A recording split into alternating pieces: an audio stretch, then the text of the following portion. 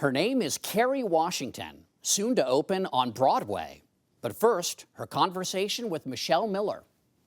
What you do today may determine your political survival. Actress Kerry Washington's Olivia Pope left an indelible imprint on pop culture. I do not give up. All cylinders, people, let's go! She made the fierce, if impossibly chic, power broker irresistible for 7 seasons on ABC's Scandal. I alone have your back, always. As incredible as it may seem now, initially, Washington wasn't even in the running for the role. A little bird told me. Uh-oh. The network wanted to cast her as a white woman. I think the network, when they read the script, assumed that she would be a white woman, because that's what privilege looks like. But the brass would soon learn blockbuster ratings look very much like Kerry Washington, the first African-American female lead in a network drama in nearly 40 years. The audiences said that you could do this and people would watch, that if you build it, they will come. Now, Washington is building on her popularity as she enters her next act. I dreamt about being on the stage way before I thought about being on anybody's screen anywhere. She's producing and starring in American Son, which began performances last night. Last few times he stayed at my place, he looked like a goddamn gangster. A gangster? Yeah, a gangster. Set in a police station, it's the story of a mother and father trying to find their missing teen. Do you have a black son? Wow, we're really gonna go there, huh? We've been there for a while. No! Washington says she instantly knew she wanted to play the mother. I'd never seen a character like Kendra before on stage, and yet she's a black woman that I feel like I knew. I wanted to be able to have people meet her and hear her and know her heart. You just don't get it. His world is not your world, Scott. Oh, yes, it is. It most certainly is. The couple's son, Jamal, straddles 2 worlds, as Kerry Washington did. She grew up the daughter of a professor and a realtor in the Bronx, and was educated at this Manhattan private school. You went to Spence. I did go to Spence. Did you live that life? I was definitely navigating being a kid from the Bronx, riding the bus to the subway to go to the Upper East Side to one of the most elite, prestigious private schools for girls in the country, in the world.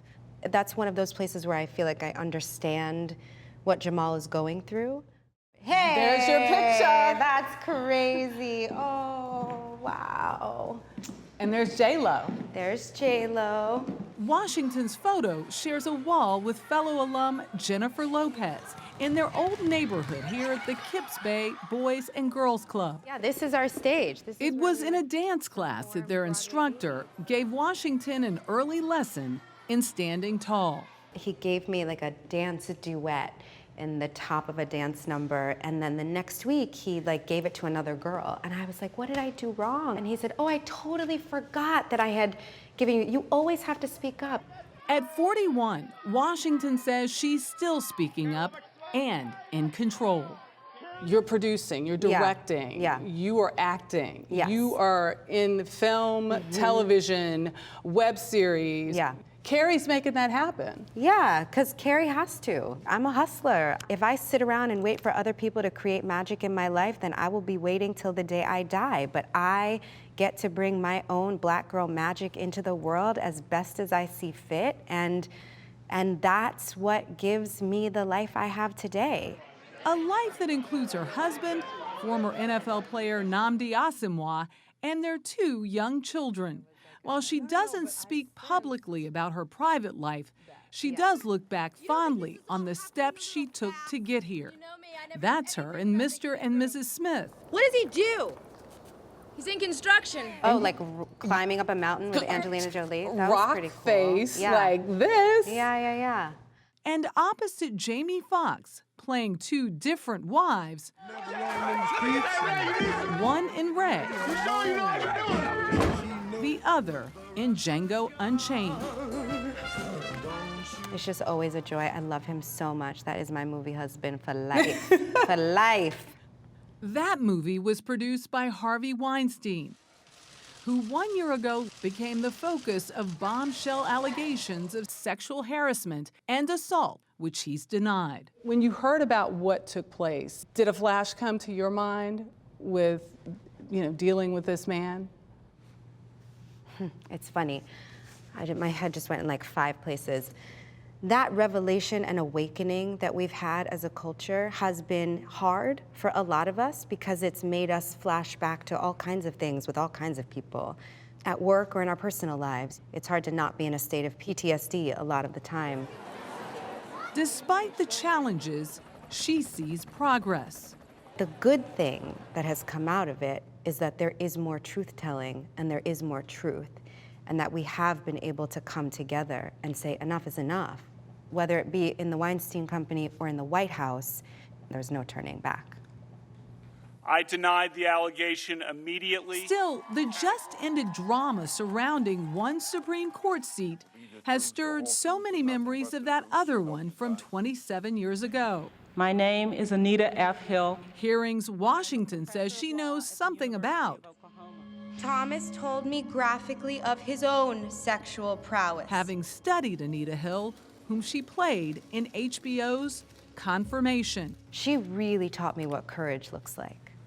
I realized in playing her the places in my own life where I have not told my full truth. And I'm just so grateful that she was willing to.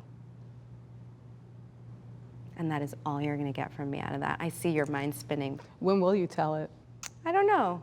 I don't know if I ever will, some of it. So what did she do instead? Thank you! Thank you to all the people who donated! In January 2018, she joined fellow actresses and producers to start Time's Up, an organization that helps combat sexual harassment and assault in the workplace. We are creating work environments that are safe for women because we're in charge. And we're saying we won't stand for a producer who thinks he can say that to an actress because she doesn't feel empowered. We're calling the shots. Oh, God forbid! And she says she'll keep calling the shots until change comes. Because as a culture, we tend to look past women or look past women of color. When we put ourselves at the center and we give value to the stories of women of color, it becomes a social act of rebellion. It's not what I'm intending to do, but I'm not going to make myself small.